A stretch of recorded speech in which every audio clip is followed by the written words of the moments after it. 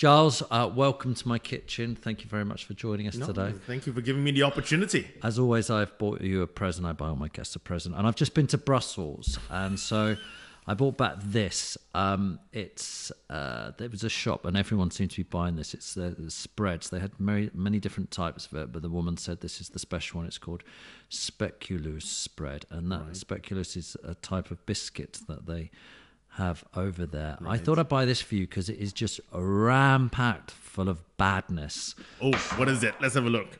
It's got all sorts of shit. It's got no palm oil in it. No palm oil in it. But what is speculoos? It's a type of biscuit that they eat a lot in Belgium. But it's got rapeseed oil. It's got, I can't actually read this, candy syrup. I don't even know what candy syrup concentrate. Like the evil of the world. Some people think it's the evil of the world, whatever candy syrup concentrate is. Well, I thought it'd be good. Butter in capital letters. Butter, yeah. Thank you. So I thought I thought it was just fitting that it was probably really bad for you. So I thought I'd buy you that as we're about to discuss diet. After reading your book, I seem to think that you do eat bad stuff, though, don't you? Well, what does bad mean? I mean, and that's always the thing, right? And so it's interesting that because of the book, because of what I do for Telly as well, people think I'm judging them when they eat. You know, if someone recognizes me at a buffet, you know, you might catch me and go, "Are you looking at what I'm eating?" No, I'm not looking at what you're eating because I don't judge people. And I think bad is a very interesting thing. What is bad? I think if you eat too many carrots, it's a bad thing. So, right, okay. So I think bad is a dose issue. Can you just move your pop shield down just a tiny bit? That's it, so we can make sure we see your face. All right. First of all, Giles, what do you do in your day job? What is it you're actually doing? So I'm a trained geneticist, and in my day job, I research how our brain controls food intake at the University of Cambridge, and I also teach. I teach medical students and the vets their biochemistry. Okay. How good are we in the world at knowing this stuff in Britain? Knowing which stuff? Knowing biochemistry? Yeah, well, the sort of stuff that you're learning about, how cutting edge are we about diet and things like that? I see. Okay, I think it depends on which level you're talking about. In genetics, I think we're probably one of the world leaders, just broadly speaking, actually because of the NHS, and because in NHS people trust doctors and they're willing to volunteer. Okay, right. So in genetics, we're very good. In terms of in diets and food intake, I think we're as good and as bad as everyone else. You know, we're in a judgmental sense where we think we know a lot, but we probably don't. Right, but that's the thing. When after reading your book, I love your book, by the way. I really thoroughly enjoyed it, and it's answered quite a lot of questions for me, which we'll get stuck into about diet. But it's nice that in Britain we are leading the way in a lot of things. Because we beat ourselves up a lot over here. But I think a lot of the world looks at us in certain things and says we're forging the way a lot, aren't we? No, it's true. I mean, people use the term punching above our weight, but it's true. We don't make a lot of things anymore. This is also true. But we make minds, M-I-N-D-S, not minds, minds, and we make minds. We actually, we are a world leader when it comes to actually research, and cutting edge research. We are a world leader, and we got to be proud about that, and we have to really sell it. So why do you think, food being one of the most important things we're going to do in our lives every day, I eat most days, why is it that we know so little about it? Because I think there's a historical reason in which the problem we have with food, I'm using this in its broadest sense, diet-related illnesses that we actually see today has snuck up on us, sort of. Suddenly you watch the 70s, it wasn't a problem. Suddenly it became a problem. So that's the first thing. I think we weren't concentrating on it, and suddenly it became a problem. Right. And when it suddenly became a problem, because it happened relatively quickly, people must have thought, well, it's a behavior thing. It's the fault of the people. So why study it? People just need to go back to what they were before the 70s, and we'll actually fix the problem. So I think it's a combination of two. The fact that there's a historical thing where it wasn't a problem, then suddenly became a problem, and then people then begin to think that, well, it's just a behavioral issue. So why are we bothering actually studying you studying it? And as a result, we're suddenly in a situation where people. Where we need to do better. We need to understand our food environment better, and we need to do it without we need to do it without doing a number of things. Judging the people that are eating the food environment, and actually demonizing the people who are making the food. A lot of people say big food, in really kind of Bond villain-esque bad words. Big food. There's big pharma. There's big pig. Yeah. But big food is this bad thing. Why is this bad thing? I mean, what are food companies trying to do? Are they trying to make a buck? Yeah, of course they are, because they're companies. Are they actually out there to make us fatter and iller? No, because otherwise we'd die and not buy their food. They're trying to make money. They're trying to make us eat more. And this is all true. So how do we make our food environment better? I think we need to study, understand more about how we interact with food, but also we need to tell the companies making our food how to make the food better. And so people that demonize the companies, I don't think are helping the situation either. I did a good podcast the other day on death, and with Dr. Catherine Mannix, and she points out, which is really interesting, that we just used to die and accept it, and then in the halfway through the last century, we suddenly started going, you don't have to die. We can heal you from cancer and heart disease and things like this. So we've become more afraid of death because we now think there's a solution to it all. So you could be 98 years old or something. You go to the hospital and the relatives are going, how can you cure them? How can this 98-year-old person die? Yeah. And I suppose that's what's happened with food, because we've now got more food than ever. Yeah. And so it's another thing we can start looking at. The point you point out is that probably my grandparents didn't have an abundance of food. Their parents before them definitely didn't. But my parents suddenly had enough food to eat all the time after the war. And now, my generation, we've got anything we want all the time. Constant calories. We never have to worry about food. And you can do it from your couch. You can do it from your couch and your phone. You don't even have to go to the supermarket anymore to get your food. And there's very few people, I suppose, who, there's poverty in this country and there's poverty in the world, but there's very few people, I suppose, in the great scheme of things, as a percentage, who can't eat whenever they want to eat. That's right. But do you know what irony is not the word, not the word I would choose to use. The big tragedy of it is that actually there are two interesting things. The first is that we have reached the first time in the entire history of humankind, probably a couple of years ago, where there are more people dying of overnutrition, too many calories, than there are dying of too few calories. So just think about that, the inequality in the world. But interestingly, the people who are dying of overnutrition are also being malnourished. Okay, so in other words, they're getting enough calories but are still getting a poor diet. How can you have too many calories but still be dying because of a poor diet, because of not actually eating well enough? So at both extremes, we have the same problem. It's malnourishment, but in two diametrically opposite ways. One, too skinny and not enough food. One, too much food and too much of the wrong type of food. And is it true 60% of us are overweight in the Western world? Yes. I mean, if we use the BMI, which is imperfect, but if we use purely BMI above a BMI of 25, then yes, 60% of us are above the BMI of 25. So I just recently, because of my vegan diet and what have you, just dipped ever so slightly to 24.9 BMI. But for much of my life, I was at BMI 26, BMI 27. So I was overweight for a long time. So you're a vegan now? No. I was on a vegan diet briefly for a month for a telly program. I am now flexitarian. That sounds like a cop-out. I know. Do you see you laughing? But yeah, so partially vegan, which actually makes vegans hate me more. But there we go. I like to think of myself as a superhero because I seem to be able to eat everything. And I don't like coriander, and I don't like, what else don't I like? I don't really like truffle oil, and I don't like goat's cheese, but I'm able to eat everything without having any problems. So I'm a superhero. You're a superhero without a cape, but fantastic superhero. In the food world. All right, so we've now got an abundance of food. That's what's happened. We've got too much food. But why, you explain it well, why is it that we now are continuing to eat? Why don't we go, I'm full up, I've eaten enough. Why do we keep eating?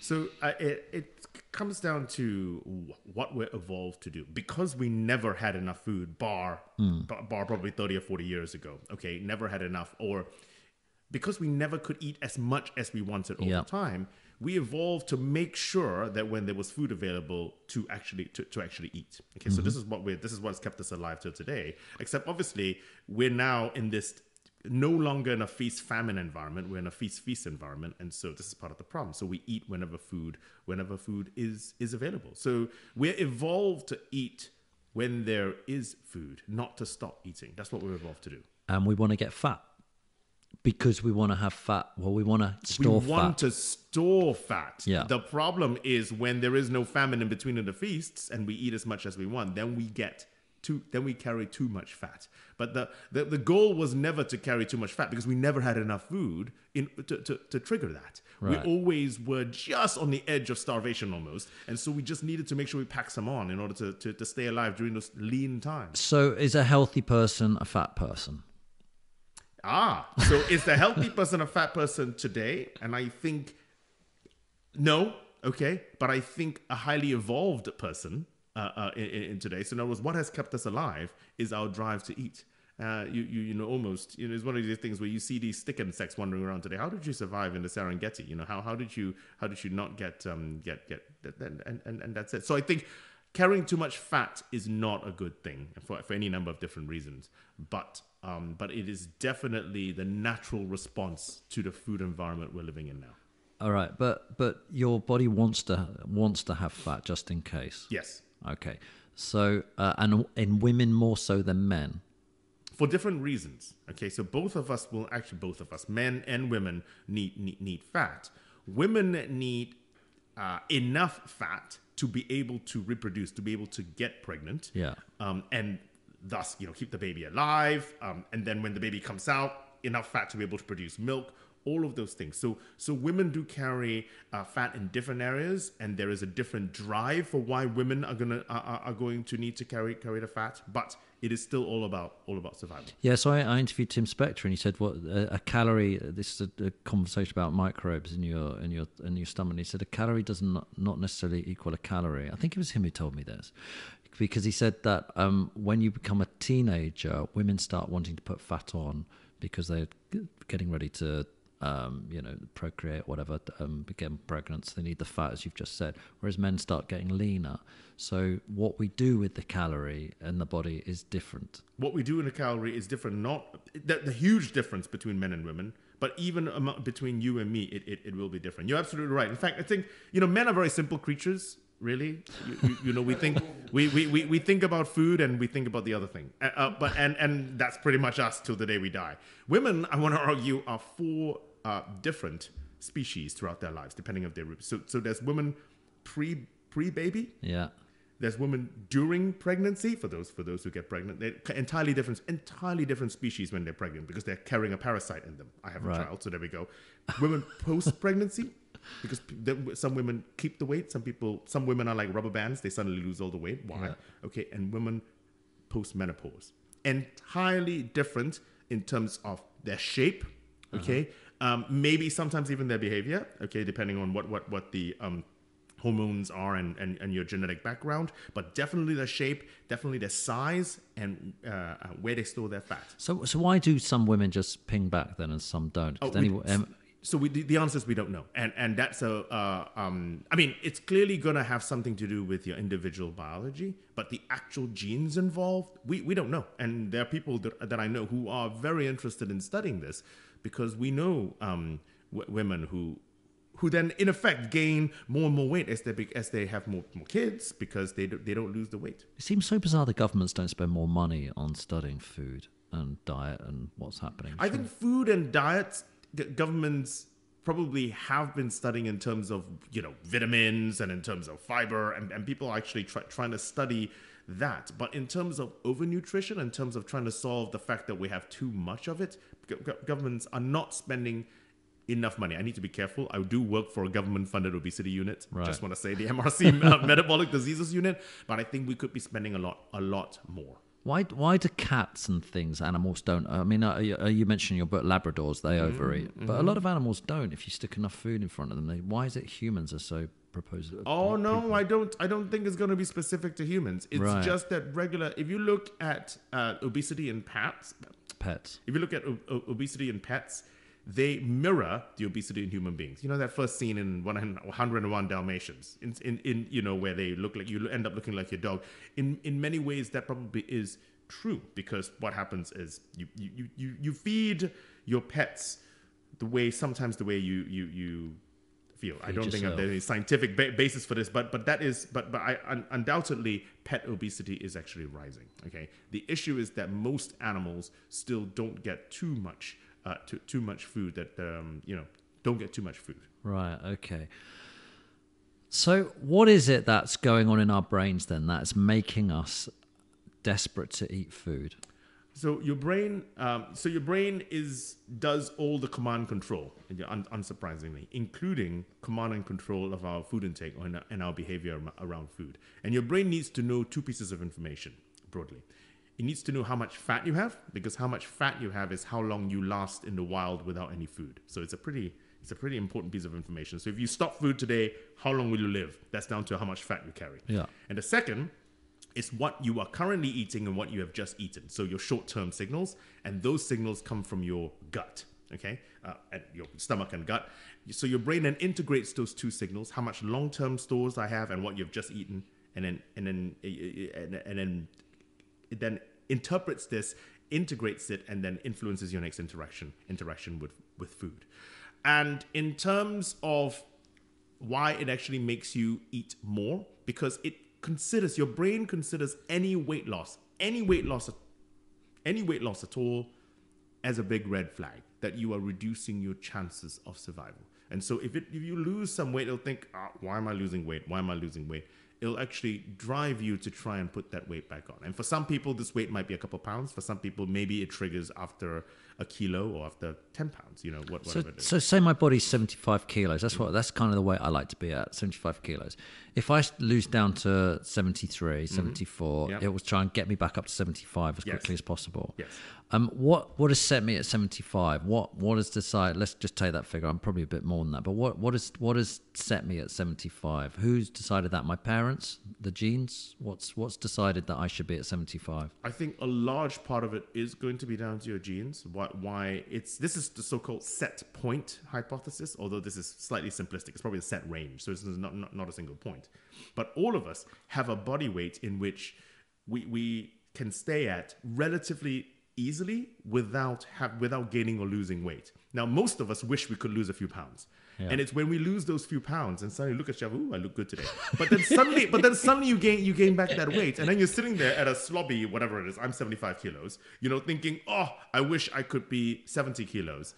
But I don't gain any weight above 75 kilos, right? But I just wish I was lighter. And so it's going to have a huge, huge genetic input about why you are trying to protect 75. Okay, so if I go into the gym and start eating protein shakes or drinking protein shakes, eating, a couple of steaks a day, tins of tuna, I'm pumping iron, and I get myself up to 85 kilos, and then I stop, will my body quickly try and get me back down to 75 kilos? Muscle's a very, very different thing, I think, because in terms of from a fat perspective, okay, so there's a caveat here. The caveat is your body is primarily designed to stop you from losing weight, not necessarily from gaining weight. So there's evidence, it's difficult to obtain, that your set points can go up, meaning that if you get too heavy for too long from fat rather than from muscle, two different things, that sometimes your set point can actually go up, meaning you start defending a higher weight. Okay, so this is... And it's sort of like a vicious cycle, but definitely from the going down perspective, it'll drag you back up. But that saying, if you gain weight relatively temporarily, so in other words, post Christmas, for example, or post holiday season, you will tend to go back down to close to where you were before. How does a cheat day work? All these people on diets, and so they're doing their whatever they're doing. Let's take the paleo diet or something. Yeah. Let's not get into that. We'll get into that in detail later. Yeah. But then they go, this is my cheat day, and I can eat whatever I like. Yeah. That's the rules. I can eat. I look at Dwayne. What's his name? The Rock Johnson. The Rock. Yeah. And the stuff he eats on his cheat day is it's obscene how much food and how many calories he's eating. But he says that's fine to do. On your cheat day, you can eat whatever you want. Is that reality or not?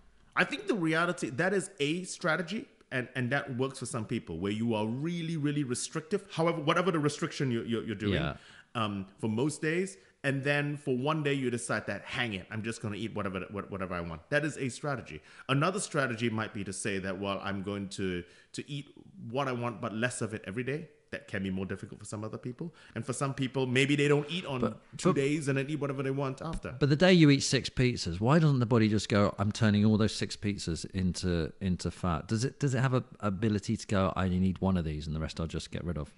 No, it doesn't get rid of it. It will convert it to fat. So whatever you eat that is spare is converted into fat. So sugar, you can only keep sugar as glycogen. You can maybe carry about 2,000 calories of glycogen in you. So when you carbo load, for example, before a long run, you can maybe only keep up to 2,000 calories of that. And glycogen are chains of glucose. Protein, you cannot. What happens to the rest of it then if you've eaten more? It gets rid of it. No. Turns it into fat. Yes. And protein, what happens is, yes, if you're pumping iron and drinking protein shakes, then it's converted to protein. Whatever's left over, fat. And fat is fat. So everything that is spare is you don't poop it out. If you don't burn it, it's stored as fat. So if I eat 6 Mars bars, that's going to turn into fat. Well, it depends, right? Because if you eat 6 Mars bars today and tomorrow you continue eating 6 Mars bars, don't eat 6 Mars bars, depends what you do the next day. But yes, it is. So correct. So okay. Well, so what's the stuff coming out of me then? What is my feces? What's the waste product? Okay, so 50% of the weight of your poop is bacteria from your gut. 50%. Okay, then you're gonna have the fiber, which you can't actually digest at all. And there's stuff that's stuck within the fiber. It's the stuff that you cannot digest. But it's not going to be. There's going to be some fat in there, but that's not because you are it's not because you're melting fat away and then it's going into your waist. It's a one-way system, right? So you eat and the stuff goes from here and out the other side. If it gets absorbed in your body, then in order for you to get rid of it, you got to burn it. You don't wee it out, you don't poo it out. You have to burn it once it's in fat. All right.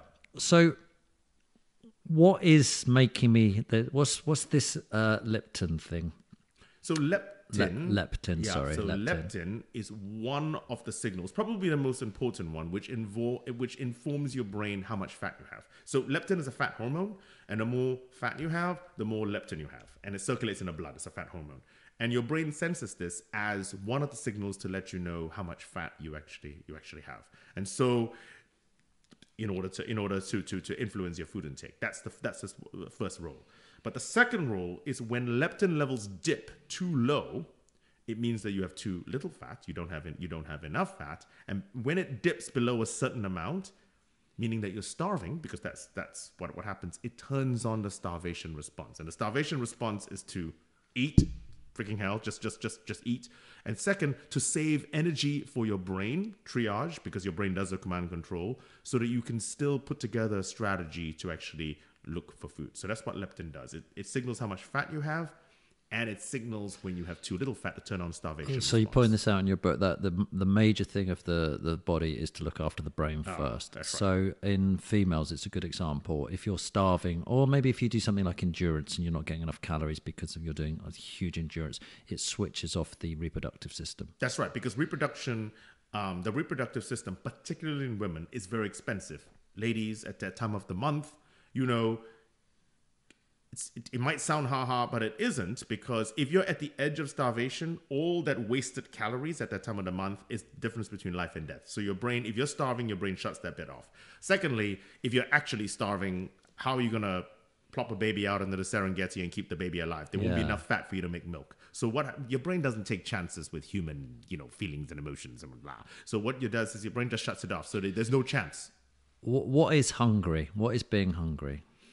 I think it does depend on how you actually determine it. I think hungry to you and to me and most people is that grumbly feeling in your stomach, and that you're actually feeling driving towards actually food, okay? Yeah. Appetitive behavior. But you might also argue that anything which attracts you more to food and make you eat it could make you feel hungry, and that is then more complicated. So I think there's a simple thing of saying that I am in calorie deficit because I've burnt X number of calories and I'm hungry now and I want to eat. That's the traditional view of hunger. But you could hunger for food without being in calorie deficit as well. Yeah, but what is happening though that drives me towards wanting to eat? What is actually hungry? What actually is it? What's going on in my body that goes, I now need to eat? Okay, so it's a mix of the two. So the hunger, unless you're starving, doesn't typically come from fat. Okay, so what the fat is there to do is long term. It doesn't tend to change overnight. It doesn't, your fat levels. So the signals from fat don't tend to signal hunger, except for when you're starving. Then there's a whole different ball game that appears. The signals from hunger and fullness tend to come from your gut, because that is real time. It senses real time what's going on. And so there are hormones in one particular hormone, for example, which actually trigger a hunger sensation to actually make you want to make you eat. It kind of spikes. It's called ghrelin. It kind of spikes before meals. Okay, and that's one of the drivers of hunger. Saying they did an experiment, okay, where they put people in a Las Vegas-like scenario, meaning that in a room with lights but with no time cues. Okay, and there was a big red button, and I don't know if there was a big red button, but they could then say when did they want their food. And people pressed the button at different times, but there was a surge of this particular hormone before they pressed the button. Oh, I'm a bit peckish now, and that was the drive. So this hormone sends a signal to your brain, which then starts going, I need to look for food. Yep. Okay, so that one and leptin, they're both going, we need to eat now. Tim, we need to go out there and we need to get ourselves. Leptin only when it falls below a certain amount. When it's there in enough amounts, all it's doing is letting your brain know how much fat you have. Imagine a fuel gauge where the emergency light doesn't come on your fuel gauge until it drops below a certain amount. Yeah. So which one's the one which is making us obese? Which is the one that's making us to overeat? Or is it a combination of both of them? It's going to be a combination of both right, of them. Okay. It's because your brain senses the two pieces of information. It doesn't your brain never sees each signal independently. Okay. It always is a ratio between all the various signals. When you're tired, you start craving calories, don't you? Some people do. Not everybody. Okay. Not everybody. Not everybody does. And so that's a very different. So that comes down to to how you respond to certain insults. I'm going to call not I'm insulting you. Environmental insults, stress, for example. So some people respond to stress by eating. This could be tired. Yeah. Okay. Some people respond to stress by not eating. Okay. It's exactly the same hormone, cortisol, but yet people just respond in completely diametric opposites. I respond by eating, and I have specific comfort foods. So our desire to eat, and so when we look at, because we look at people who are overweight, especially obese people, with disdain, don't we, in society? We do. And the health industry does as well, and the governments do. Everyone does. And I've spoken to you about this. You're not sure that's right. But it's just a desire. Our food has changed dramatically, hasn't it? Very sugary and carbohydrate led.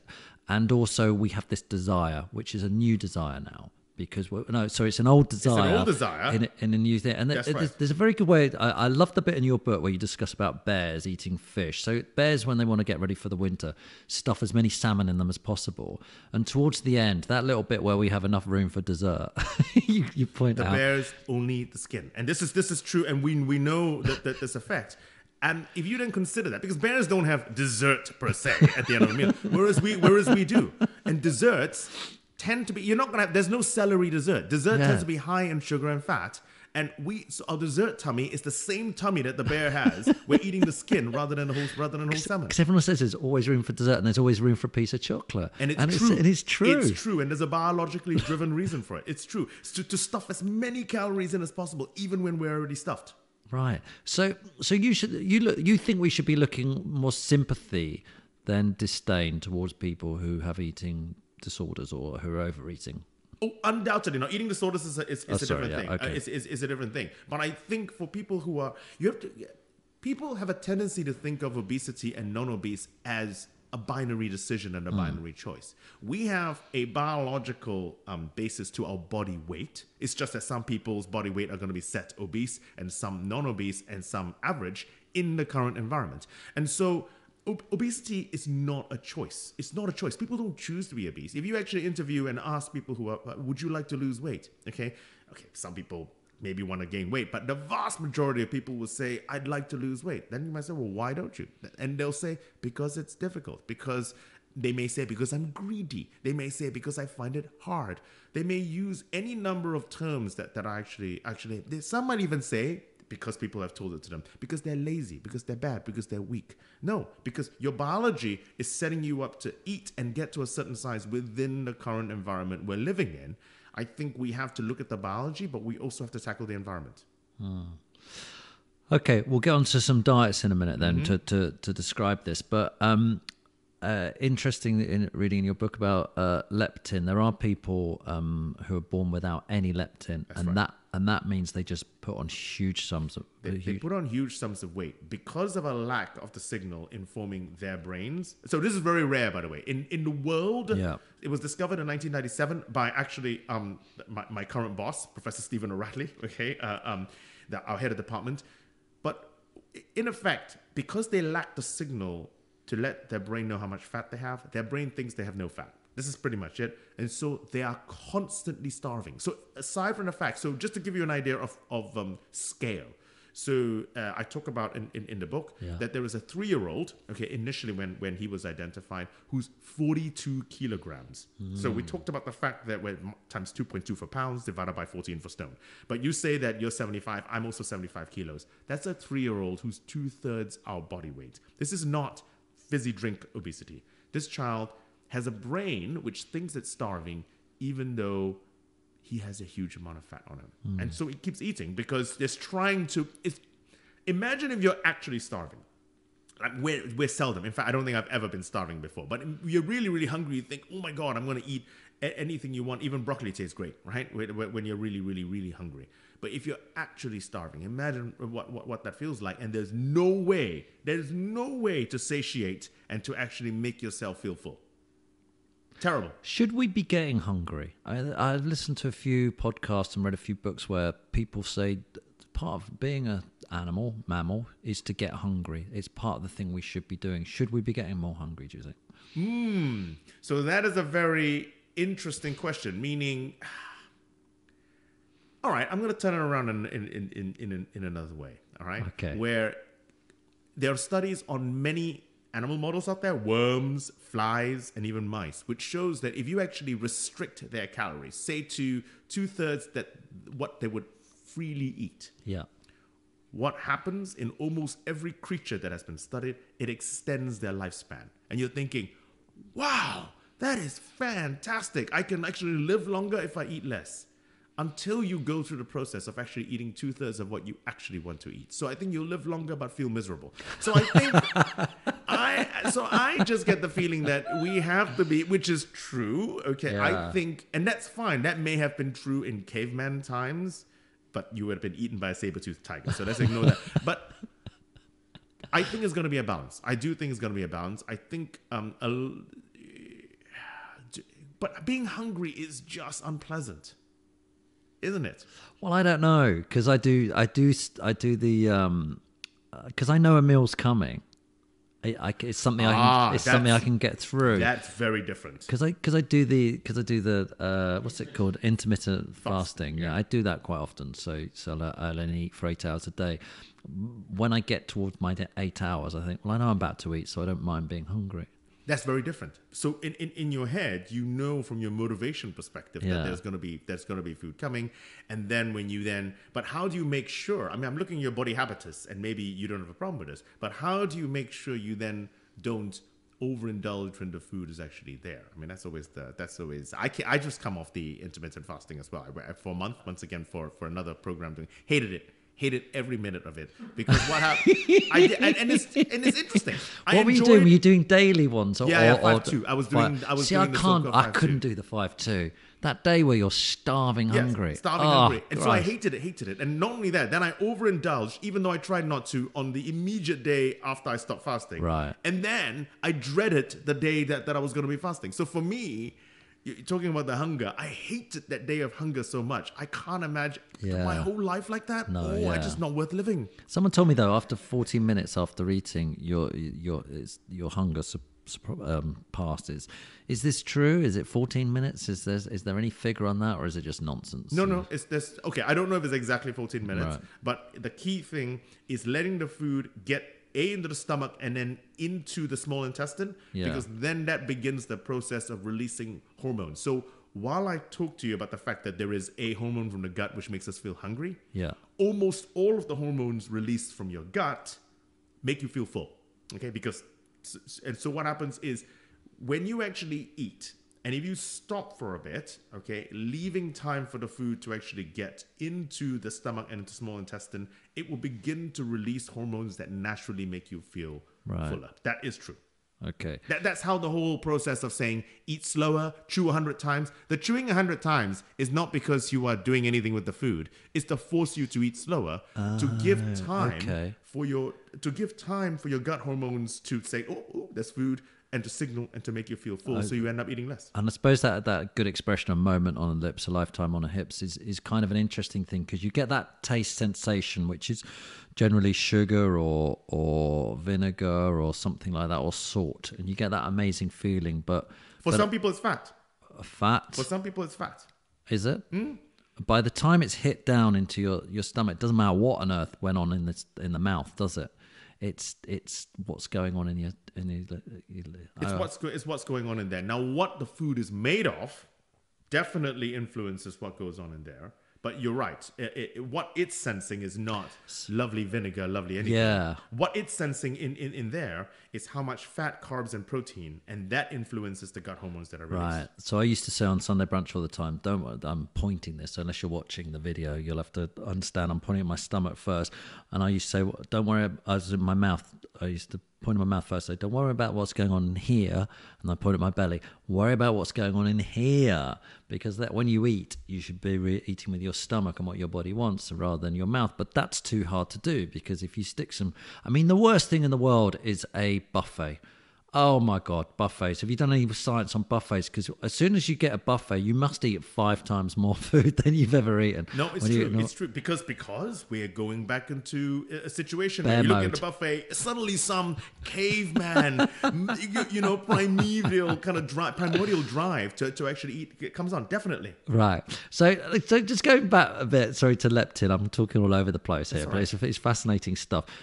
With that young boy you were talking about, eventually people injected him with leptin, and it worked. Yes. It suppressed his hunger. Yes. So surely now, I know you're going to say no because I've read the book, but surely if you inject me every day with leptin, I will never be hungry, and so I can lose all my weight. So and you're right. Because this child was first described in 1997. This treatment, in which was published, once again by my colleagues in Cambridge, this wasn't work done by me, was published in 2000. We're now in 2019, and no one has heard of this magic drug because it doesn't actually exist. So it comes down to what the biological role of leptin is, okay? When there is enough leptin, I think let's go back to the fuel gauge in the car. Yeah. Okay, where as long as you have above the red light, most people don't care. I mean, I'm a bit of an obsessive, and I don't like my car going below a quarter. But as long as there's enough fuel, okay, and it can get you home, then the car will get you home. It'll start the next day. Yeah. Whereas if you get down to the red light, eventually it may run out of fuel. Okay, so if you by adding more fuel, it doesn't make the car, it doesn't change anything. So it's only when you have too little, you need to get it up past the red line. So adding more leptin is not going to change your feeding behavior if you already have enough leptin. They found all this out with these sort of strange things as well by sewing mice together. A lot of the stuff in your book was experiments. Whoever sews mice together constantly, are they going to go to heaven? Jesus Christ! So by the way, this is old experiments. It can't be done. It was a different time, and I didn't actually do that. Yeah. But yeah, exactly. It was a different time. It's a reverse Siamese twin kind of like surgery. You're right. All right. I want to cover some of the diets now, if that's okay with you. That's okay. There is. I was just going to point this out. There is so much information in your book. It's such a great read because you basically cover everything I've ever thought on diet. So I'm not going to do it justice now, probably on the podcast, but it's well worth buying this book to read it if you're interested in diet. Let's start with a calorie. What is a calorie? Okay, so from a physics perspective, a calorie is the amount of energy it takes to raise 1 liter of water 1 degree Celsius at sea level. I know it's very dry. Okay, so it is a fixed unit of energy. That's what a calorie is. And so when you read the back of a pack of calories, it's they calculate calories by bomb calorimetry. And what they do literally is you put it into a sealed container wrapped in a water jacket. You burn whatever it is to a crisp, and then see how much the temperature of the water raises by, and it says, okay, this candy bar has 250 calories. Pretty much, that's what it does. The problem, obviously, is that, or maybe not obviously, because otherwise people would change this, is we're not a bomb calorimeter, okay? We cannot extract every single calorie from every item of food. And so I think we need to consider what I term caloric availability, which is the amount of calories you can extract from a food versus the amount of calories stuck in a food. Even the same food is different in different forms. You mentioned a raw piece of chicken has less calories than a cooked piece. The other way around. No. So a piece of chicken will have exactly the same number of total calories in it, whether or not it's cooked or raw. When you put it in a bomb calorimeter. Right. But what our body can absorb from it, okay? Because cooking, with the invention of fire and what have you, cooking became an external stomach. So some of the work is actually done for you outside, before you actually eat it. So I forgot what the exact numbers are. But by cooking the chicken, okay, compared to eating it raw, you shouldn't eat raw chicken. You end up actually getting about, I think, 20%. I think the number 20% more calories just by cooking it. I'll give you a more understandable scenario. Celery. Okay. Yep. Where people think that celery famously has negative calories, doesn't have negative calories, but meaning that it takes more calories to digest than in there. It doesn't. But a single medium stick of celery probably has only 6 calories, so it's almost negative. But if you cook it, if you put it in a stew or gumbo, what have you, that exact same stick of calories suddenly reveals 30 calories that you're able to absorb. And that's because of the cooking process. So when you're saying, I'm going to have 100 calories of something, you've got to know where the calories have actually come from.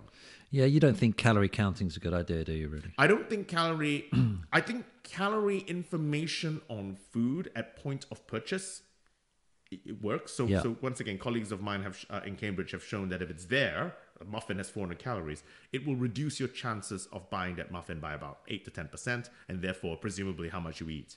So that's fine, okay? It's a piece of information that's there. But say you're on some kind of intermittent fasting diet, and on your fasting day, you're supposed to have 600 calories, or 800, whatever the new number is. Then it matters whether you're having 800 calories of sugar or 800 calories of celery, because 800 calories of celery is like, 200 calories of celery, maybe? Whereas 800 calories of sugar is 800 calories of sugar. And so it does matter. So calorie counting per se makes no sense whatsoever if you don't take into account how many calories you can absorb. And just to ram the point home, every single calorie number you get, go to any supermarket and look at the back, okay? That number is bomb calorimeter number, which means that it doesn't inform you how many of those calories are absorbable to you. But as well as the calorie, we also need the other stuff in the food as well, don't we? So Absolutely. you say the sugar versus celery versus red meat. All of them are very different from a nutrient perspective, clearly, because we need the 3 major macronutrients, meaning carb, fat, and protein at the right amounts. We need some fiber to keep our gut happy. And we need, obviously, micronutrients, which are vitamins and iron and iodine and things like that. Why do we need fiber to keep our gut happy? What does that do? So what the fiber does is to actually keep the gut bacteria, the microbiome, the stuff that Tim Spector talks about, and to keep everything happy and to keep you regular. Okay, because if you don't actually have the fiber, it's a couple of interesting things. If you don't have the fiber, you end up absorbing a lot more calories because fiber slows down the absorption of calories. Okay, but you do need fiber in order to make sure that everything comes out the other side, in a nice poopy form rather than in having to run in this type of form. Right. You mentioned macros there. When you're a bodybuilder or you're doing all that sort of stuff, people don't stop talking about it. Anyone in a gym. I've never bothered looking into it. What actually is it? What does it mean when people discuss calculating your macros? Okay, I think what they're trying to say is how much in a given meal, how much protein versus how much carbs they're eating, and probably how much fat. And I think a bodybuilder or someone who's trying to be cut, okay, it's going to want less fat to lean up. Okay, they probably think carbs are poison, and so pretty much they eat a lot of protein. So they're just, when they say counting their macros, they're literally not saying this is a chicken burger or this is something else. They're literally looking at a meal as a percentage of carbs, fat, and protein. I love the way you said that about carbs, because let's get into some of these diets then, because what's interesting is there's a lot of confirmation bias out there, I think, and there's a lot of people who like their diets. And when you've worked on your TV shows and you've discussed the myriad different diets and everything else, you're hated when you go, well, where's the science? Or if you don't believe in what they're saying. It's like a religion for a lot of people, isn't it? It is. It's evangelical, where and our brain models things, humans, because it has kept us alive, right? Red berry, delicious; blueberry, poisonous, or something. And it's kept you alive, so you model it. The problem is, if you therefore have a diet, and whatever the diet might be, and it suddenly works for you, suddenly you lose weight, immediately you think, well, it worked for me. It worked for me. So why can't it work for everybody else? I think this is part of the issue. Well, it worked for me. Why can't it work for you? And then for many people, their diet becomes their personality. If you go on Twitter, this is the thing which I never understand, or Instagram, okay? And you look at Giles Yo, and then hashtag keto or hashtag vegan. Why are you putting, what your dietary preference is by who you are? This I never understood. Why is that part of who you are? Rather than geneticist or a father, just fine, okay, whatever it is. Why put what you're eating on there? That's never understand. It's identifying people now, isn't it? I'm a meat eater, or I'm a carnivore, right. Or I'm a vegan or something. And it's fascinating. It is fascinating. It is fascinating how it's become this. It's part of your character, and I think what happens is, because it's part of their character, it's not part of mine. But if it's part of their character, if you begin to challenge, Giles, why are you bald? Oh, I'm going to get offended. I'm not offended because I am bald. But if someone challenge, part of the problem is if someone begins challenging your being, and if your being is important, if what you're eating is important to your being, I think you push back. And I think one of the big things with hunger and eating is it happens to you 3 or 4 times a day, you'll get hungry. Yep. And it's one of the few things in life because it's so important to us. And thirsty is another one, but people don't bang on about drinking water, do they? I suppose they do, actually. There's the, you got to bring how many litres a day you have to, even if you're not thirsty, you've got to keep slamming water inside you. Just as an aside, I think if you respond to yourself and drinking when you're thirsty, I think you're going to be fine, except for maybe if you're running a marathon or something like that. Right. But typically, anyway, that's water. That's So I suppose it's because it happens so often, it's become such a big part of our lives. I remember working in an office. The first time I became really conscious of food in a big way was I worked in an office, and I realized that half the people, it got to about 10 o'clock, and they started talking about what they have for lunch, what they were going to have for lunch. And then as soon as we finished lunch, they were discussing what they were going to have for dinner. That's me, by the way. And is it? Yes. Right. So this constant talk about what we're going to eat constantly. So I suppose then you find a diet and you find a bit of control in your life. That's right. Because I'm a vegan, I'm a carnivore, I'm paleo, whatever it is. You're like, I now can control it, because we cannot control this urge. We all get sexual urges. Majority of us can sort of control them. The hunger one, we just have no ability to control at all, do we? Because at the end of the day, we will be exposed to the food. Yeah. So because you have to, otherwise you're dead. And so, therefore, if you have, for whatever reason, the require to try and control something, then that is something you can control, because you're going to be exposed to the food, like you say, 3 times a day or twice a day, however many times. Yeah. And we all know the stuff we really want to do is we just want to stuff our face full of bread and cakes and chocolate and beer and and crisps, and that's what we love. I mean, we do love all the lovely tasting food, but we're craving that sort of stuff, aren't we? Really, some people do. Not everyone does. Not everyone does. I mean, I think it's one of the things where you can ask. Okay, I think really not everybody does. No, I don't think so. I just disagree with that. I think what would be a revealing question to ask anybody, and I'll ask you actually, is do you love food? Okay. Now let's just think about that with all of the baggage that comes with that. All right. Yeah. I love food. I'm the person who I already know what I'm going to have for dinner tomorrow night because I'm going to cook it and I already know exactly what I'm going to have for dinner tomorrow night. Exactly. Okay. Down to everything is already in there because I talk about them. My wife is always going, why are you always talking about food? I said, I'm not. I'm just planning it so that when I'm hungry, I'm not stressed about where I'm going to get my food. I've got friends, however, who treat food as fuel. So they will get hungry. Everyone gets hungry by its very definition. But they don't think about food till when they're hungry. Then they go, ooh, I'm hungry. And so they end up eating cheese sandwiches every day for lunch because that's what's available at the shop. And you go. So I don't think that people crave it all the time. When you're hungry, that's a very different thing. So people crave different things for different reasons. Tim Spector put me on a clinical trial. I did this clinical trial with Mark did it as well. There's the biggest clinical trial, I think, of this description. And as part of it, we had to have food for the first few days. All the food was given to us. And then as time went on, it was just breakfast. And I loved it so much that somebody else was deciding what I was going to eat. Because it had enough food, it had all the right things in there for me to survive for a day, but they wanted to it was different values in it. Some were more, had more carbs in them, some more sugar. And you're some just more eating protein. what they gave you and you said, oh, I'm having a trial. And exactly. And it's just the best thing ever for me because it's just like someone's telling me what to eat. And I must be very similar to being a vegan or being on the paleo or something. Someone's telling me what I can do.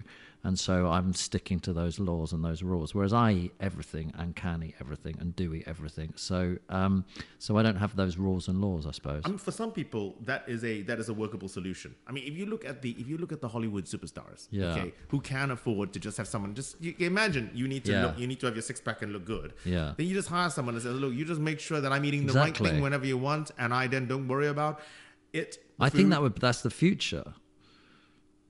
For some people, I think for other people like me, I would hate it. I would hate it with a passion. No, you wouldn't, because you wouldn't be hungry because your leptin. No. I'll be keeping your leptin. There's two things. The levels. There's the hunger issue. This is the grumbly. This is the grumbly feeling. Yeah. But then there's the rewarding element. So there's two parts of your brain, right? So you need go back to evolution. And let's go back to the bear and the salmon. Yeah. Where in effect you need to eat more than you need because you don't know when you're gonna get your next meal. Yeah. But the hunger will stop when you have achieved your caloric. In other words, if you have burnt 2,000 calories, the moment you get to 2,000, you will stop feeling hungry. But how do you then make sure you eat more than you need? The bit that makes food taste nice, that makes it feel good, okay, that takes over. Yeah, but if I've stopped your hormones going, get some food in me, then you won't care about the reward, will you? Depends where the hormone signals. So some hormones signal to the hunger bit. Some hormones actually eventually trickle into the rewarding element. So just imagine a scenario where good food feels good. Not only does it taste nice, it also feels good. Ooh, okay, when you actually get. But imagine if you need to eat more food to get the same ooh. Yeah. Now, if you need to eat more food to get the same ooh, then it's not about hunger anymore, but it's about tickling your reward element. So I'll provide you with 3 drinks a day. Yeah. Those companies doing that, right? There are. But then I'm going to give you a little couple of sweets a day, which gives you the ooh, and then I sorted your problem out. I don't know. I think I love food too much. Okay. How do you solve the issue where I already know what I'm going to have? I probably know what I'm going to have for Sunday for dinner. Okay, just because even though I haven't been to the supermarket. What are you going to have today? What are you going to have tonight? Tonight? Yeah. Tonight I'm having a chickpea and chorizo stew with focaccia. You're allowed to eat chorizo. It's processed food. So that's stop for a sec. Do we have enough time? What is processed food? Well, I don't know. I've got time. Have you got time? What is processed food? I have time. Good. Let's do it. Tell me what's processed food. Processed food is stuff what man have played around with. So it's cooking. Cooking is a process. Mm-hmm. So it's processed. I think it's all in the detail. So if you cook something, okay, That is a process. Is it bad? No. If you pasteurize your milk, is it bad? That is not a process. I think I know what you're asking. Because you do, all right. Let's do the. Can you remember the stats? Because of the difference between processed food, which I've cut out of my diet because I've been worried about the warning signals of sausages and bacon and things like that and ham, and yet you put the stats in the book in comparison to smoking, and you say get it in perspective here. Okay, so a couple of things.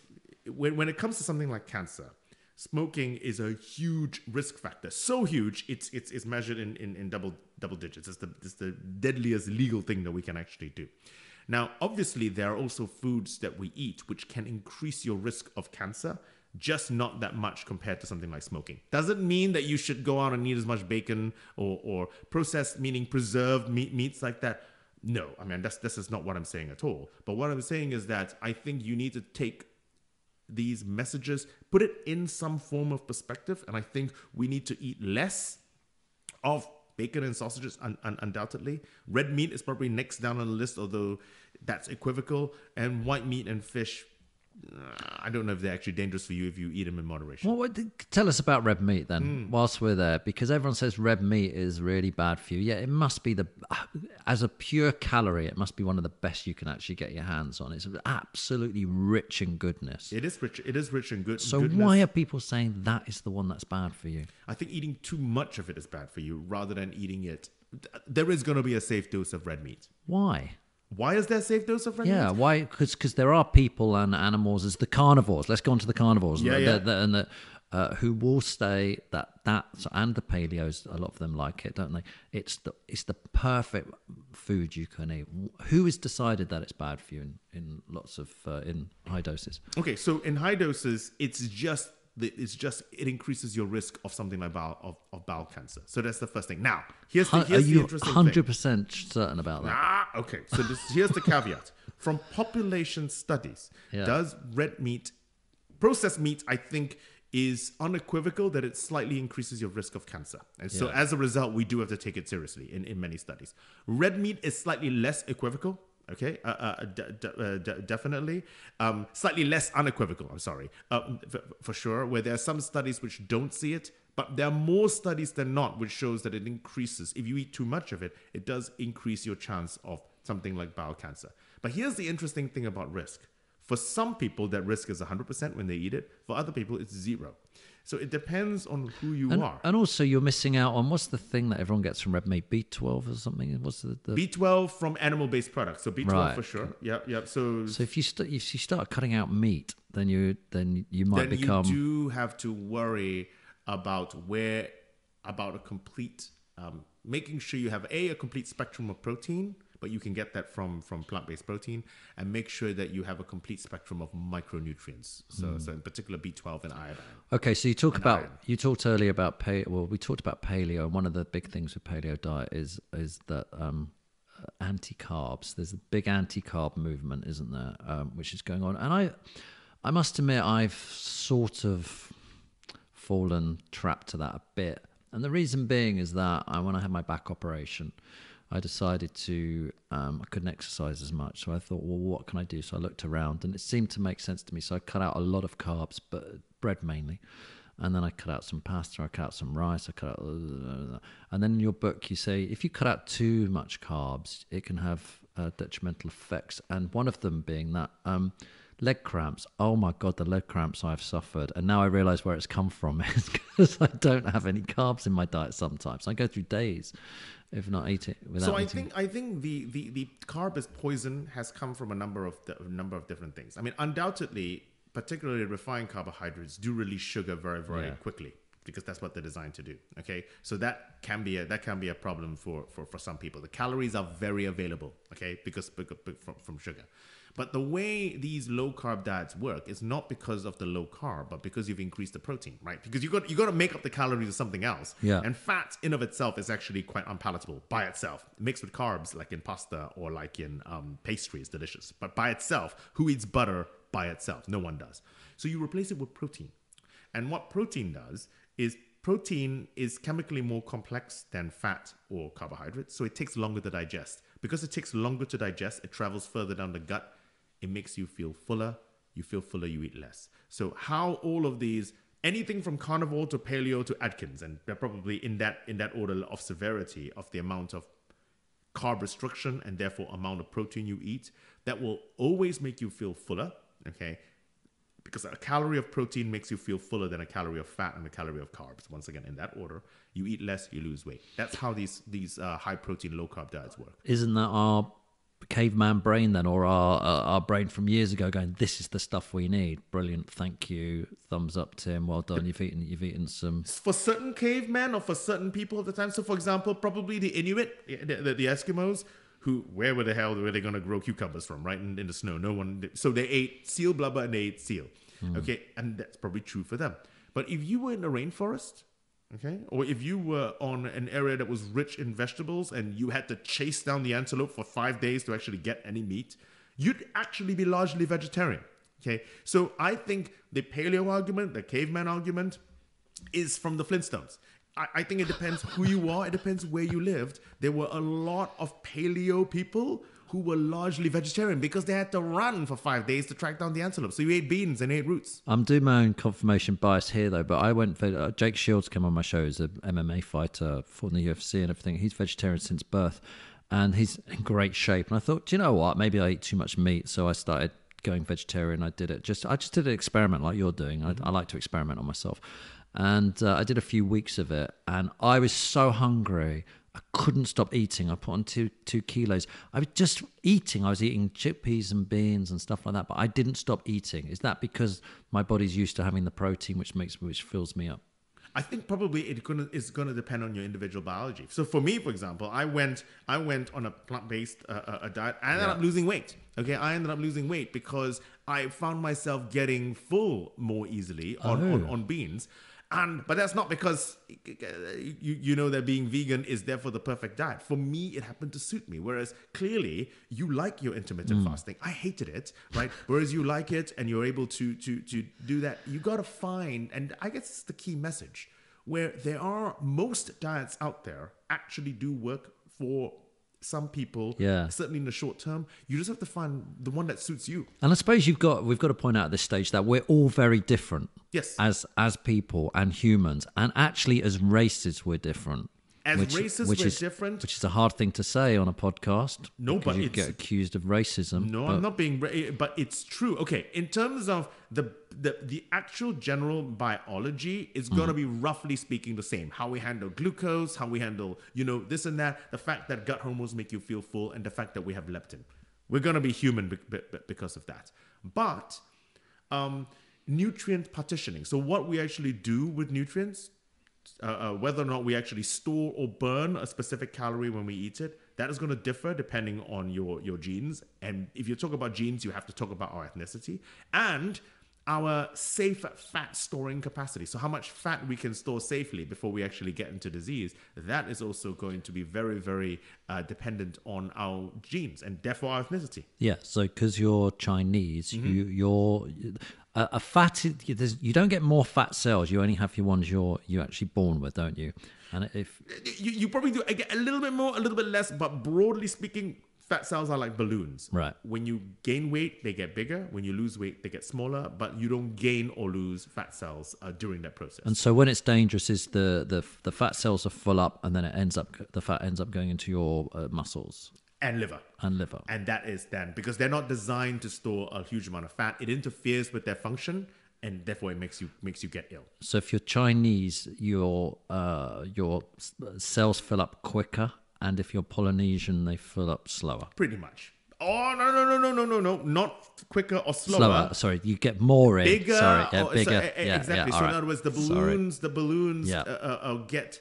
So once again, this is not universal, and clearly there are going to be some very, very large Chinese people. But if we take the population average, undoubtedly, Chinese people cannot get, beyond a BMI of... in fact, some people say, for example, that for Chinese people, we should consider overweight at 23, for example. Right. Okay, rather than 25, because of this, right. this. And you also being Chinese, it's not like in the book... Is your intolerant to dairy? Yeah, you didn't know that. I didn't know that.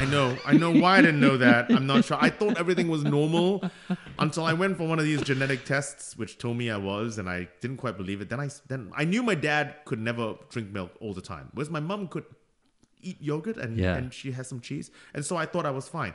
But no, as it turns out, I am lactose intolerant. My favorite drink in the morning used to be a cappuccino. Suddenly, I removed it, and things were different on the loo. I was going, "Whoa, this is a novel experience." And so yeah, there we go. I'm lactose intolerant. But didn't you say to your mum, "I'm lactose intolerant"? Are you? And didn't she sort of say, "Yeah, go on"? Yes, yeah. So I called my mum when I figured it out, and I said, "Are you lactose intolerant?" She goes, "Of course I am." So what do you mean? Of course you are. Why didn't you tell me? She goes, "Because I just assumed you knew." So no, I didn't know. I know, and I study food, right? So this is it. This is the difficulty. But why is it that some of us can tolerate dairy then, and some of the people in the world can't? Okay, so most people in the world cannot drink milk, cannot tolerate dairy as adults. Most people in the world. Okay, so what happens is actually all mammals clearly can drink milk when they're young. That defines us. That's what we are. But then what happens is that as they grow older, they stop being able to do this. We cannot absorb lactose, which is the sugar found in milk, but by itself. It has to be chopped into two, okay, by something called lactase. Yeah. So what happens is as we grow older, all mammals, something binds kind of like in front of the lactase gene, shutting it off, okay, as adults. Why? Presumably to kind of get university-age Johnny off the boob, and so that baby Johnny can come along and actually have something to drink, okay? So probably because of that. But what happened with the dairying with agriculture is that you begin to get, cows and sheep and goats. And people begin to realize that, hang on a second, if we actually drank the milk before we ate the cow, we would get a hell of a lot more calories than if we just ate the cow. And people actually calculated this. And a Neolithic cow tended to produce around 600 to 700 liters of milk a year. Compare this to a Holstein Friesian, which makes 10,000 liters, but let's ignore that. That's probably 10 times the number of calories in the total cow.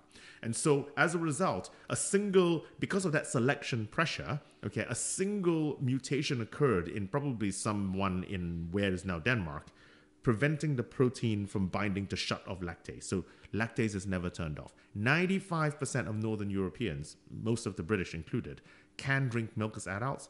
All of you have exactly that same mutation, stopping the binding of the protein, turning off lactase. So you can drink milk as adults. I can't drink milk as adults. How much of the world can do it then? Just 2/3 of adults in the world cannot drink milk as adults. Wow. Yeah. So you get this message through, and then everybody in Britain goes, "I can't drink it. I'm lactose intolerant," and because that's what's the message being sent but through. that's not the message. The message is for Chinese people. I'm not going to go be eating that. But that is something you can test for because it's one gene, and so you can actually test for that. So is it bad for us to drink it? I drink milk. Is it bad for me? If you drink too much milk, there's a waistline issue. There always is going to be that. Or eat too much cheese. But no, because lactose, you have to remember, lactose is a sugar, like glucose, like sucrose, like fructose. If you can digest lactose as an adult, it's safe to drink milk. Okay. All right, just a couple more things, if you don't mind, before we get into the questions. First of all, vegan versus plant-based. You got yourself in trouble about that. So vegan, I think we understand as not eating anything which has any animal bits in it. Okay, so I think that's almost easier to understand. Plant-based is more complex because plant-based then takes into account the processed nature of the food. So crisps and any number of other things, any soda, diet soda, for example, or even a full-fat soda, refined sugar, would not be considered plant-based. So plant-based means that you're eating food which sort of resembles the plant which it comes from. So what do you think of plant-based or veganism, either one of them? Or I suppose I shouldn't put them together, should I really? But what do you think of plant-based? Let's put it together for now. I mean, I think it's one of these situations. I draw a big distinction between being vegetarian, which means you eat eggs and milk, and being vegan.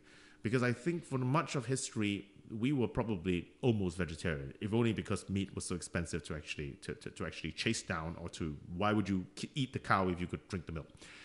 Whereas veganism, I think, is a healthy way to live if you do it properly, if you watch out for the deficiencies that are actually there, which naturally are found in probably milk and eggs. Let's just go with that for now. Whereas it's difficult to be vegan because of the micronutrient deficiencies and the fact that you got to watch everything so carefully. So I think veganism is a choice, whereas I think you can, and it's a privileged choice. Whereas I think you can be vegetarian cheaply. And actually live very, very healthily. So vegan is healthy as long as you do it properly, but you have to understand that it's a choice. The protein you're getting from vegetarianism, say through beans, chickpeas, things like that, does it have the same effect as animal protein as it travels through your body? Then? It does, except but protein in vegetables and in plant-based protein is less dense. So you can get a lot of protein into a steak. You got to eat a lot of lentils or chickpeas to match a steak. But the protein, once you extract it, does exactly the same thing, whether or not it came from a cow or it came from a chickpea. Okay, so I suppose the thing we didn't talk about, we just touched on it, is the hatred for carbs, and it's sort of also connected to gluten because everyone thinks it's the same thing. That's right. Well, gluten is a protein. Gluten is a protein in not all carbs. So, for example, rice doesn't have any gluten in it, but it gives bread and pasta its elasticity. Okay, and so it just happens to be part of that specific grass grain. Okay, that are there.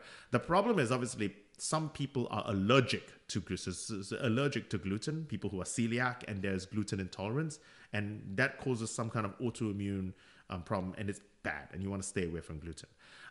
Somehow it's been conflated together with the anti-carb movement, and so people now consider gluten-free and carb almost like the same thing, which is a silly thing. But were we eating, or are we eating too many carbs? I mean, I know you're telling us we need carbs, but do you think we have been eating too many carbs? Are we getting more of our calories from carbohydrates now compared to pre-agriculture? Probably. Okay. Once again, it depends who you are. Okay, and where, but probably. So what agriculture did was two things. It reduced the variety of foods that we get. This is undoubtedly true, which is probably not a great thing.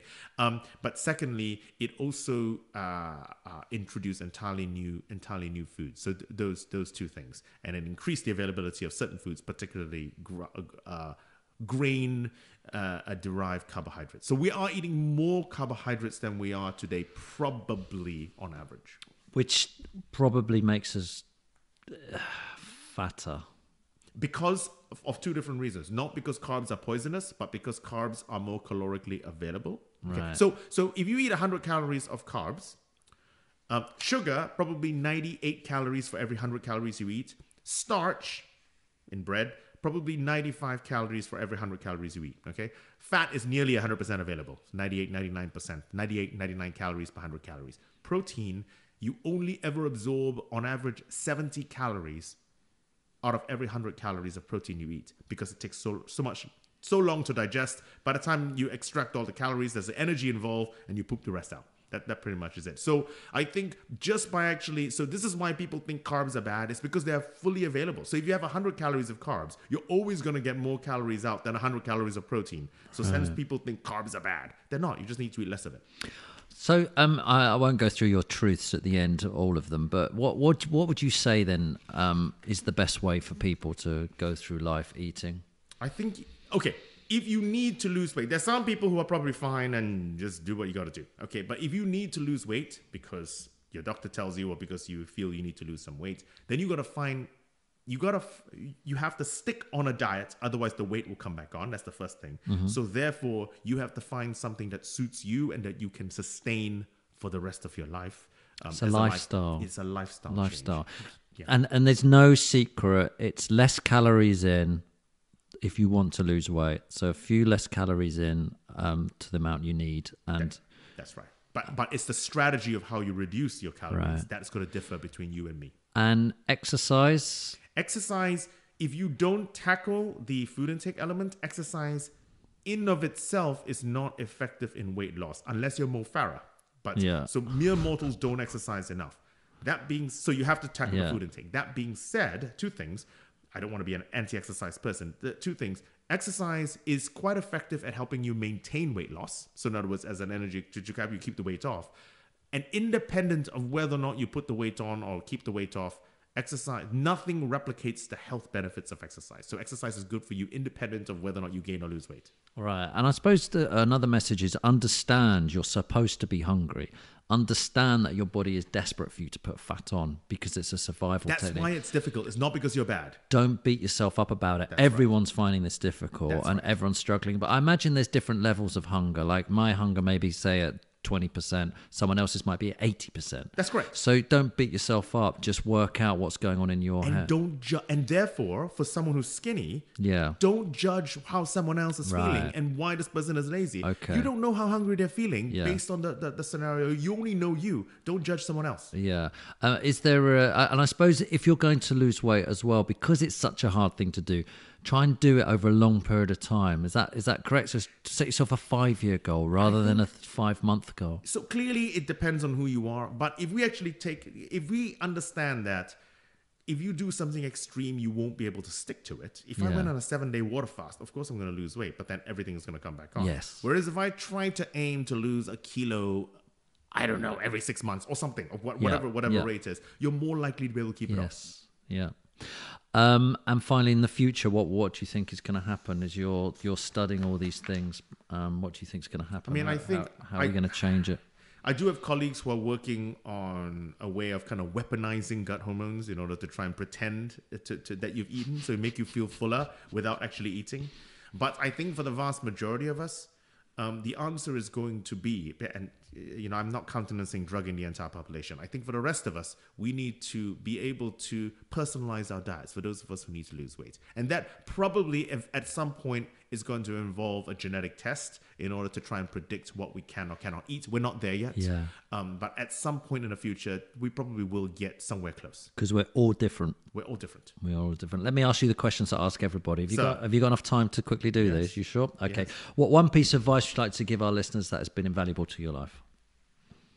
If you make yourself more of a pain in the backside to replace than to keep, when push comes to shove, you'll always have a job. Okay, I like that one. That's good. What's it like being famous? Now, I'd like to steer this one slightly in the famous in the world of food, because we just touched on it a minute ago about, you seem to be everybody's enemy. So people think I judge them, and so therefore people think I am. People think many things of me. That I'm in the pocket of big food. I'm not. That I'm in the pocket of pharma. I'm not. I can't be both. And that I'm in a pocket of anything, that I'm trying to invent a pill. I'm not. All I'm trying to do is understand biology. People think that when I study the genetics of something, I'm giving someone an excuse. I'm not. I'm just trying to understand how something works. Does it hurt you when people say you're being paid off? Oh, initially it did. Now it doesn't bother anymore because it's just entirely false. And because once I knew it was entirely false, and I realized, well, then people just banging on. Whereas initially, when I first got the initial rush of hate, it did perturb me, because it does perturb you. It's water off a duck's back now. What's the biggest mistake you've made? I mean, I think that's... I don't think I've made any grievous mistakes. I think I've made, all kinds of... a whole series of stupid mistakes, but that largely involved with being a teenager and male. So I think I've made many small mistakes. Yeah. Nothing overly grievous to date that has altered my life. How's your alcohol intolerance, by the way? Because you talk about the fact that a lot of people in Asia, or is it China, or is it both Asia and China? Asia and China, a lot of the indigenous populations as well. Can't tolerate alcohol. Can't tolerate alcohol on average. I think there are probably... So me, I'm probably in the middle. So my mum can enjoy a glass of wine. I can enjoy a glass of wine. My dad can't even breathe the bubbles from champagne. He'll get pink. So I think I sit in between, but I can't drink as much as my white friends. So it's somewhere in the middle. Although I practice and try. Can the intolerance get better over time? I think that probably has an issue of, can you turn on the enzymes? I don't have any evidence for this, but I think I'm a little bit better than I was before because I exercise. Yeah. my alcohol drinking. Any life hacks? Yeah, actually, there are two rice-based. Not that I want to back myself into a stereotype, but I have two rice-based hacks. So the first one is, how do you know how much water to add into rice? This is long grain rice, and my mom always taught me the knuckle technique. So you fill a pan of water, you put rice in there, and then what happens is you take your middle finger, fill the water to your first knuckle, and that, generally speaking, is enough water to cook rice. Perfect. The second one is, what happens if you have underripe fruit, avocados, mangoes, in which you want to eat. Actually, if you take a big bag of rice, which I always have, I know it depends on how much rice you have. If you actually put it into the rice, it helps it ripen quicker. Not because of anything magic, but because it actually, so fruit ripen as they send out signals to each other, like bananas all go yellow at the same time. And so if you actually, it encloses the signals, bring the signals closer to the fruit, and it makes the fruit ripen a little bit quicker. Good knowledge. I like that. Can you recommend a book? Yes. Thinking Fast and Slow by Daniel Kahneman. And he's a Nobel Prize winning economist. And the Thinking Fast and Slow comes from the fact that our brain models something. Okay, so your brain immediately makes a snap judgment about something, which very often is wrong. Okay, and then if you think slowly and begin to actually pull something apart, okay, then you begin to start to think about things. But don't they have all those programs where they get these specialists in to look at art or something, and they decide whether it's a fake or not, and the experts, their initial reaction is usually the correct one? Haven't they got all that? No, but that's very different. But that's because you actually are given information that you're there, and you are actually an expert. Whereas if you actually okay, I'm gonna give you an example. Okay, this is straight from the book. Let me think about this. I'm gonna get this wrong now. You're putting me under pressure. No, you put yourself under pressure. I didn't ask you to to tell me this. Oh my God! I forgot the example. I'm gonna have to stop now. What is it? What is the example? The example is, okay. I want you to answer this question. What is the name of? Do you want me to find it in the book? No, it's not. It's not in the book. Not in this book. It's in Daniel Kahneman's. Thinking Fast and Slow. Thinking Fast and Slow. I think there are things in which you. Oh my God! I can't imagine it. How many animals? Yeah. Okay. How many animals did? I can't do it. I'm sorry. I'm good. This is terrible. You put me under pressure. Give us what it was going to be then, the rough outline of it, and then I can. Okay, and then you can do it. So okay. So how many animals? Yeah. Okay. How many animals were actually? Oh my God. I'm so desperate to know what the end of this is. How many? Is it to do with Noah? How many? So you spoiled it now.